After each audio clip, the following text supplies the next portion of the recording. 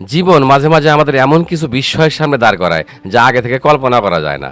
আজকে আমার সাথে ঠিক তেমনই এক অবিশ্বাস্য ঘটনা ঘটলো।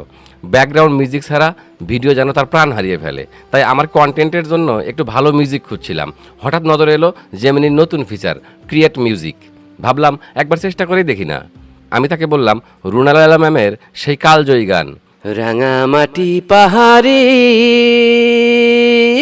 দুপুর বেলা আহারে নাম ধরে কে বাঁশরি বাজায়, হো নাম ধরে কে বাঁশরি বাজায়।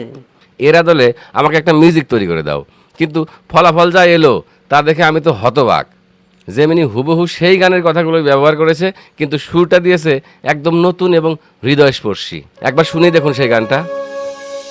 রাঙামাটি পাহাড়ে দুপুর বেলা আহারে নাম ধরে কে বাঁশরি বাজায়।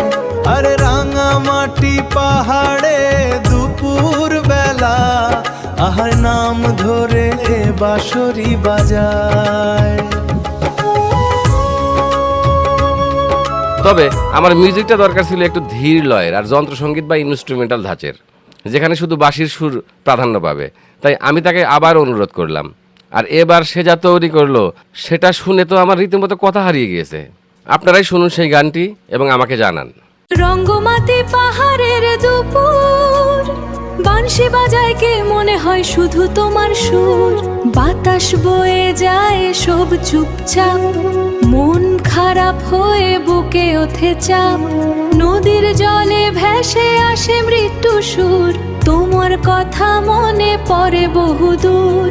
আহ কে বাজায় বাঁশি। একজন মানুষের কণ্ঠের সাথে এর কোনো পার্থক্য কি খুঁজে পাচ্ছেন?